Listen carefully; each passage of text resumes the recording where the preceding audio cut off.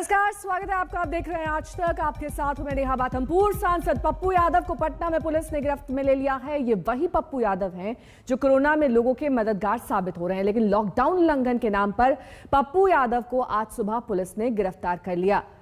लंबी चौड़ी भीड़ लगाने के आरोप में ये गिरफ्तारी हुई है, जबकि आपको बता दें कि बिहार में लॉकडाउन लगा हुआ है और पप्पू यादव की गिरफ्तारी के बाद से ही उनके जो समर्थक हैं उनमें गुस्सा है और इसी के चलते अब एक तरीके से तस्वीरों में भी देखा जा सकता है कि उनका प्रदर्शन हो रहा है।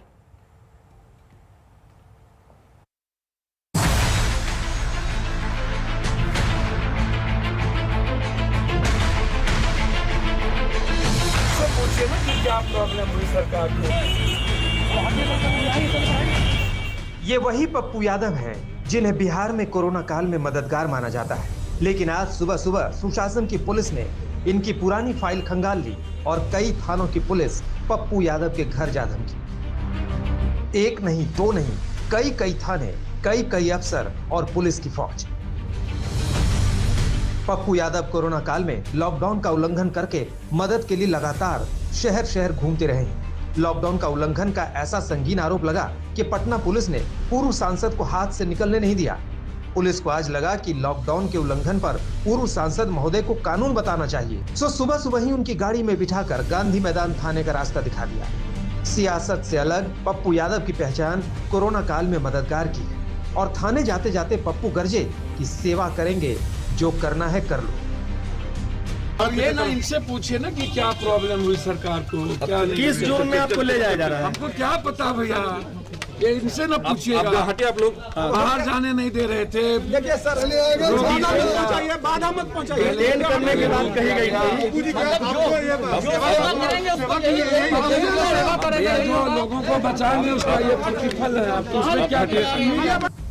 ये वही पप्पू यादव हैं जो कोरोना काल में लोगों की मदद के लिए खड़े रहे। जहां हर हाथ खड़े हो जाए वहां पप्पू यादव खड़े दिखे। रात या दिन पप्पू यादव ने हर संभव मदद की, लेकिन क्या करें, मदद के लिए बाहर निकलने के चक्कर में लॉकडाउन उल्लंघन के आरोप में धर लिए गए। जन अधिकार पार्टी के राष्ट्रीय अध्यक्ष पप्पू यादव को लॉकडाउन के उल्लंघन के आरोप में एपिडेमिक एक्ट के तहत गिरफ्तार किया गया है। इस वक्त उन्हें पटना के गांधी मैदान थाने में रखा गया है, जहां पप्पू यादव के समर्थक भारी संख्या में जुटे हुए हैं और उनका आरोप है कि सरकार बदले की कार्रवाई के तहत पप्पू यादव को परेशान कर रही है। उन्हें गिरफ्तार किया गया है। दरअसल बीते कुछ दिनों से पप्पू यादव राजीव प्रताप रूडी के दफ्तर में दर्जनों एम्बुलेंस बेवजह खड़ी रखने के आरोप लगाकर सुर्खियों में आए हुए थे। ये वही पप्पू यादव हैं जो बीजेपी सांसद राजीव प्रताप रूडी के एम्बुलेंस का खुलासा करके विवाद में घिर गए थे। लोग कोरोना से मर रहे थे और एम्बुलेंस ढकी छुपी जंग खा रही थी। पप्पू यादव ने धावा बोला तो सियासत गरजी। रूडी और पप्पू भिड़ गए। एम्बुलेंस यहाँ क्यों रखा हुआ है? सवाल न रूडी जी का है न पप्पू यादव का। सवाल बिहार और बिहारियों का है और इंसानियत का है, सिस्टम का है। सिस्टम क्यों मरी हुई है? 100 एम्बुलेंस जो लोगों के लिए काम कर सकती थी, इसको पटना में लगाते। इंक्वायरी की मांग करता हूं और यहाँ के सिविल सर्जन पे अविलंब कार्रवाई होनी चाहिए। मुकदमे लगने चाहिए कि एम्बुलेंस यहाँ क्यों। दुर्भाग्य है कि इस समय ड्राइवर के अभाव में कई सारे एम्बुलेंस सुरक्षित रखे हैं। पप्पू यादव, आप सभी एम्बुलेंस ले जाइए, लेकिन सारण की जनता को ये कसम दे के जाइए कि सारण में बचे हुए सभी एम्बुलेंस पर आप ड्राइवर देंगे, ड्राइवर की व्यवस्था करेंगे और उसे संचालित करेंगे। फिलहाल तो पप्पू यादव लॉकडाउन उल्लंघन को लेकर कानून के सामने खड़े हैं। पुलिस ने पूरी प्लानिंग के साथ फर्ज निभाया। पप्पू को आखिरकार धर दबोचा। अब लॉकडाउन उल्लंघन को लेकर केस होगा, सजा होगी। इधर बिहार में कोरोना का हाल भी बुरा है। सरकार काश इतनी तेजी से कोरोना में भी कार्रवाई करती। उत्कर्ष सिंह, पटना, आज तक। पप्पू यादव को थाने लाया गया तो सियासत तेज हो गई। पप्पू यादव और जेडीयू बीजेपी में पहले से ही तनातनी है और इसी लेकर अब तमाम कयास लगाए जा रहे हैं। जो सच्ची आवाज को रोके वो दीवार गिरेगी। काले कानूनों की जननी ये सरकार भी गिरेगी। सरकार लॉकडाउन तोड़ने के आड़ में जो सरकार के खिलाफ आवाज उठाते हैं उस आवाज को दबाना चाहती है। केस करती है, मुकदमा करती है, गिरफ्तारी करती है। नेता विरोधी दल श्री तेजस्वी यादव जी ने पिछले लॉकडाउन में जब जनता की मदद के लिए बाहर निकले थे तो आधा दर्जन से ज़्यादा मुकदमा तेजस्वी यादव जी पर कर दिया गया था। ये हिटलर शाही और तानाशाही सरकार का नहीं चलेगा। आदरणीय मुख्यमंत्री जी को जवाब देना पड़ेगा कि सरकार पूरी तरह से नाकाम साबित हो रही है। पप्पू यादव जी को इसी कमरे में जो बंद करके रखा गया है, वो उनको फंसाने नहीं, जान से मारने की साजिश है। कोविड का जो उनका जो रिपोर्ट है, अभी इन्होंने जांच कराया, निगेटिव है, लेकिन मुझे शंका है, डर है इस बात से कि यह जो बहुत बड़ी षड्यंत्रकारी सरकार है, जो डबल इंजन की सरकार, ये कभी भी पप्पू यादव को पॉजिटिव बता करके और कोविड के बहाने ये मार सकती है। और ज्यादा जानकारी के साथ उत्कर्ष में सहयोगी सीधे पटना से इस वक्त जुड़ गए हैं। उत्कर्ष, जिस तरीके से पप्पू यादव की गिरफ्तारी हुई है, लगभग 1.5 महीने का वक्त बीत चुका है जब वो लोगों की मदद कर रहे थे। पहले भी प्रोटोकॉल कई बार टूटा होगा, तब तो गिरफ्तारी नहीं हुई। कहीं ना कहीं ये मामला एम्बुलेंस मामले से जुड़ता हुआ दिखाई दे रहा है। बिल्कुल नेहा, देखिए पप्पू यादव बिहार के वो नेता हैं कि बिहार में, पटना में खास तौर पर जब भी कोई क्राइसिस आती है तो पप्पू यादव वहाँ पर नज़र आते हैं। चाहे वो बाढ़ की स्थिति हो, जब पटना डूबा तब के हालात हों, पिछले साल जब कोरोना आया तब भी पप्पू यादव नज़र आ रहे थे। और इधर बीते 1-1.5 महीने पहले वो खुद उनकी तबीयत खराब हुई और उसके बाद वो ख़राब तबीयत के बीच में भी लोगों के बीच जाते रहे और मदद करते रहे। जहाँ तक सवाल है कि क्या जो एम्बुलेंस विवाद हुआ उससे ये मामला जुड़ा हुआ है, निश्चित तौर पर कयास लगाए जा रहे हैं। और ख़ासतौर पर पप्पू यादव के जो समर्थक हैं वो तो ये आरोप लगा ही रहे हैं कि ये बदले की भावना से की गई कार्रवाई है। आप बिहार पुलिस की व्यवस्था और कार्यशैली को अगर देखें तो सुबह तकरीबन 9:30 बजे के करीब पप्पू यादव को हिरासत में लिया गया था और अभी 1:30 बज रहे हैं। 4 घंटे बाद भी पुलिस की ओर से ना तो कोई प्रेस रिलीज जारी की गई है, ना ही ये बताया गया है कि किस थाने में एफआईआर हुई है। हालांकि पप्पू यादव को गांधी मैदान थाने में रखा गया है, लेकिन एफआईआर किस थाने में हुई है, किन किन धाराओं में ये मामला दर्ज हुआ है, कोई जानकारी बीते 4 घंटे में अभी तक पुलिस की ओर से साझा नहीं की गई है। इतना ज़रूर कहा गया है कि लॉकडाउन के उल्लंघन के आरोप में एपिडेमिक एक्ट के तहत ये कार्रवाई हुई है। लेकिन अभी जो हमारे सहयोगी पीरबहोर थाने से आए हैं, चूंकि आज पप्पू यादव के घर पर कई सारे थानों की पुलिस पहुंची थी, जिसमें से एक पीरबहोर थाने की भी पुलिस थी। और अभी ये जानकारी आ रही है कि पीरबहोर थाने में अब से कुछ देर पहले पप्पू यादव के ऊपर एफआईआर हुई है। लेकिन ये इतने सारे थानों की पुलिस क्यों पहुंची और बिना एफआईआर पप्पू यादव को क्यों उठाया गया 4 घंटे पहले, ये तमाम वो सवाल हैं जिनके जवाब पुलिस को देने होंगे। लेकिन अभी तक पुलिस कुछ बोल नहीं रही है। दरअसल पप्पू यादव आज सुबह ही पीएमसीएच गए थे। बीते कई दिनों से वो अलग अलग अस्पतालों में जा रहे हैं और आज सुबह भी पहले सुबह वो पीएमसीएच गए और जैसे ही वो पीएमसीएच से अपने घर लौटे, कई थानों की पुलिस डीएसपी के साथ उनके घर गई, उन्हें हाउस अरेस्ट करने की बात कही और उसके बाद गांधी मैदान थाने लेकर आई है। फिलहाल उन्हें थाने में रखा गया है, लेकिन क्या उन्हें जेल भेजा जाएगा या जमानत पर उन्हें रिहा किया जाएगा, इस पर पुलिस अभी कोई क्लैरिटी नहीं दे पा रही। और जहां तक लॉकडाउन के उल्लंघन की जानकारी के लिए आपका, तेजी से वहां पर घटनाक्रम बदल रहा है। पप्पू यादव की गिरफ्तारी को लेकर वहां पर उनके समर्थकों में गुस्सा भी है, क्योंकि लगातार पप्पू यादव सामने आकर मदद भी कर रहे थे लोगों की। लेकिन बिहार के बक्सर का ही और मामला है, जहां पर बक्सर के पास की गंगा नदी में बहते शवों को लेकर तनातनी तेज हो चुकी है। कोरोना काल में शवों को लेकर तमाम तरीके के कयास लगाए जा रहे हैं। तो क्या ये शव कोरोना से मौत के बाद के हैं? क्या ये शव कहां से आ रहे हैं? इस पर कोई स्पष्टीकरण प्रशासन और शासन की तरफ से मिल सका है या नहीं? देखिए इस रिपोर्ट के जरिए।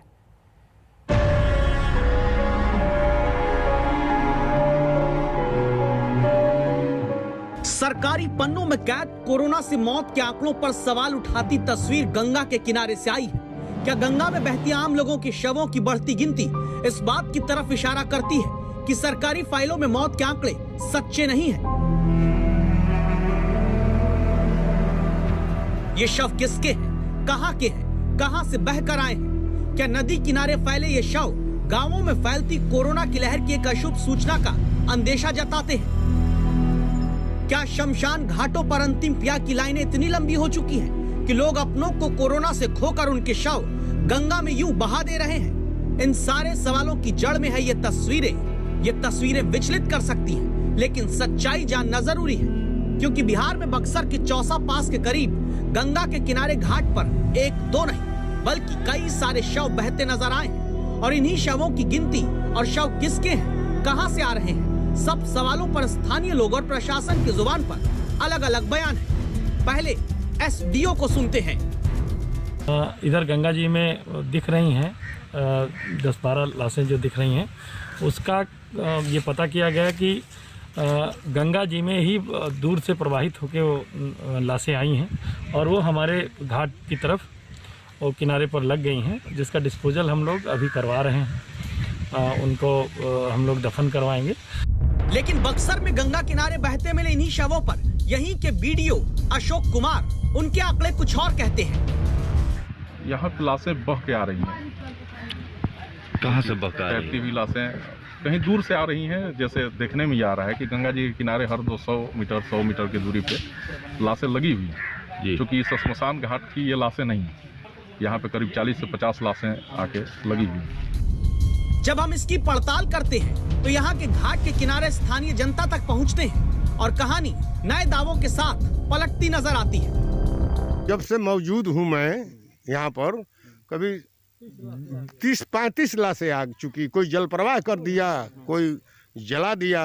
कितने लाशें हैं सब मिलाकर? सब मिलाकर अरे माने जो पानी में खड़ा है वो कम से 100-150 लाशें हैं। वो 150 लाशें हैं। हाँ, संक्रमित लाशें। हाँ, संक्रमित लाशें हैं वो। अब एसडीओ का आंकड़ा सच्चा है, बीडीओ का आंकड़ा सच्चा है या फिर स्थानीय लोग? सवाल उठता है कि शव कहाँ के हैं। बक्सर का प्रशासन इसके लिए अपनी दलील में इन्हें उत्तर प्रदेश के लोगों का शव बताता है। बक्सर का जो है बॉडी जो है वो बक्सर का नहीं है, वो प्रवाह होकर आ रहा है। और जो भी प्रथम दृष्टया जो वहाँ हमारी टीम है, जो हम लोगों को इन्फॉर्मेशन मिली है, उसमें यह है कि लाश जो है लगभग 2-3 दिनों का है। और आप अगर नॉर्मल देखेंगे, कोई बॉडी अगर जहाँ डुबाया जाता है और प्रवाह में जो है उसी जगह वो ऊपर नहीं आएगा। इसका इलाज तो कहीं न कहीं से आ ही रही है। अब वो अन्वेषण का विषय है कि वो बारे से आ रही है कि बनारस से आ रही है कि इलाहाबाद से आ रही है, क्योंकि ये लाशें जो दिख रही हैं, ये लगता है कि ये 5-7 दिन से बहती हुई लाशें हैं, क्योंकि ये फूल गई। इतनी जल्दी लाशें फूलती नहीं हैं और हमारे यहाँ लाश प्रवाहित करने का कोई परंपरा नहीं रही है। यूपी के प्रशासनिक अधिकारियों का बयान आना अभी बाकी है। सवाल ये कि क्या ये शव सरकारी फाइलों में दर्ज मौत के आंकड़ों में शामिल हैं? और चिंता की बात यह है कि अगर ऐसे ही नदी किनारे शव फैलते रहे तो क्या कोरोना का संक्रमण और बुरी तरह फैलेगा? पुष्पेंद्र पांडे, बक्सर आज तक। और ज्यादा जानकारी के साथ सीधे बक्सर से हमारे संवाददाता सुजीत झा इस वक्त जुड़ रहे हैं। सुजीत, आपने वहां के प्रशासन से जुड़े अधिकारियों से बात की, उनका ये कहना है कि लाशें बहकर आई हैं, लाशों की कंडीशन, उनकी स्थिति को देखकर ऐसा कहा जा सकता है, लेकिन लोकल लोग तो कुछ और कह रहे हैं। संक्रमण के इस दौर में अब जब ये लाशें वहां पर आकर टिक गई हैं, इनके डिस्पोजल के लिए क्या इंतजाम किया जा रहा है या ये वहीं पर पड़ी रहने दी जाएंगी? देखिए नेहा, जहाँ तक डिस्पोजल की बात है, उसको डिस्पोजल कर दिया गया है। मिट्टी में उन शवों को दबा दिया गया है। फिलहाल तो जेसीबी मशीन रखी हुई है और हम मौजूद हैं वहीं पर। अभी आज का जो माहौल है वो बिल्कुल अलग है। आज भारी मात्रा में पुलिस बल तैनात कर दिया गया है और जो भी लाशें आ रही हैं उनका अंतिम संस्कार जलाकर किया जा रहा है। मैं आपको बता दूं कि हमने कई लोगों से, यहाँ स्थानीय लोगों से बातचीत की, न सिर्फ बिहार, क्योंकि ये बॉर्डर का इलाका है, इधर बिहार है और सामने जो आपको दिखाई दे रहा है वो उत्तर प्रदेश का बलिया जिला है। तो दोनों क्षेत्रों में के गांवों में ये परंपरा शुरू से रही है कि कई लोग जो है अपने परिजनों का जो मृत शरीर होता है उसको गंगा में प्रवाहित कर देते हैं और उनका मानना है इससे मोक्ष की प्राप्ति होती है। जीव जंतु जो जल में रहते हैं उनके काम आ जाता है ये शरीर। ये सैकड़ों वर्षों से पुरानी परंपरा है, लेकिन समय बदलने के साथ इसमें बदलाव नहीं आ पाया है, क्योंकि जिस तरीके से गंगा को प्रदूषण मुक्त करने के लिए योजनाएं चलाई जाती है, तमाम जो उपकरण किए जाते हैं, लेकिन इन लोगों को जागरूक नहीं किया गया। खासतौर पर गंगा के किनारे रहने वाले, चाहे वो उत्तर प्रदेश के लोग हों चाहे वो बिहार के लोग हों, तो ये परंपरा जरूर रही है जलाने की। आज प्रशासन ने की नींद खुली है। आज पुलिस बल तैनात कर दिया गया है वहाँ पर, और जितनी भी लाशें आ रही हैं वो सारी की सारी जलाई जा रही है। और केवल बक्सर में ही नहीं, गंगा के किनारे आप यहाँ से भागलपुर चले जाएं तो तमाम जगहों पर इस तरह के दृष्टांत नज़र आते हैं कि शव को गंगा नदी में डाल दिया जाता है, क्योंकि अंतिम संस्कार का कोई व्यवस्था इस तरह से सरकारी स्तर पर नहीं है। एक बार सुजीत, अगर आप अपने पीछे की तस्वीर दिखा सकें, किस तरीके से अब अंतिम क्रिया, अंतिम संस्कार किया जा रहा है, प्रशासन की तरफ से व्यवस्था की गई है या स्थानीय लोग ये कर रहे हैं? नहीं, देखिए, जो जलाने की जो प्रक्रिया है उसमें स्थानीय लोग ही अपनी लकड़ियां लेके आते हैं, या उपले जो होते हैं जो गोबर का बना होता है उनसे जलाया जाता है।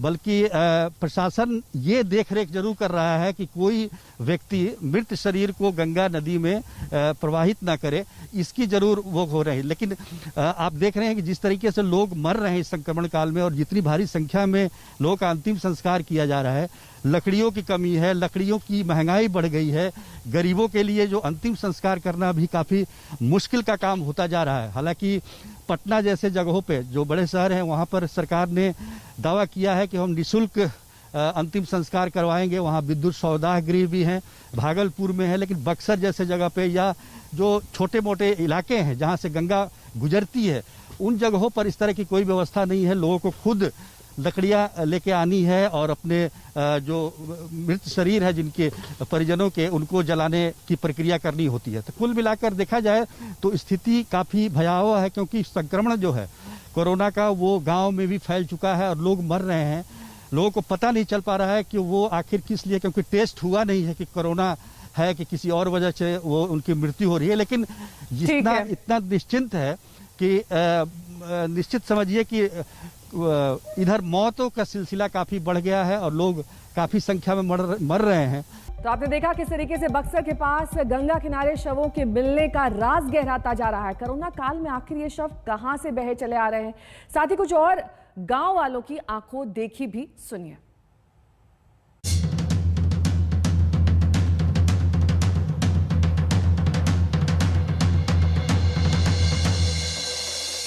कोरोना की दूसरी लहर के बीच देश को शर्मसार करने वाली तस्वीर है ये। बिहार के बक्सर में सैकड़ों शव गंगा के तट पर सड़ रहे हैं। घाटों पर लाशों का अंबार लगा है। सोशल मीडिया पर जैसे ही वीडियो वायरल हुआ तो प्रशासन के हाथ पांव फूल गए। चौसा के वीडियो अशोक कुमार ने बताया कि गंगा के तट पर बहते इन शवों की संख्या 40 से 50 के बीच है, जो उत्तर प्रदेश से गंगा में बहकर बक्सर आ गए। अपस्ट्रीम से जो भी बॉडी आ रही है, चूंकि घुमाव होने के कारण जो है वो यहाँ पे अटक जा रही है। तो हम लोग जो है बाकी जो जिले हैं हमारे जो नेबरिंग स्टेट के, उनसे भी हम लोग कोऑर्डिनेट कर रहे हैं। और अभी जो विधिवत जो कार्रवाई होनी चाहिए थी, जो डेड बॉडी का जो सम्मान होना चाहिए, उसको हम लोग करेंगे।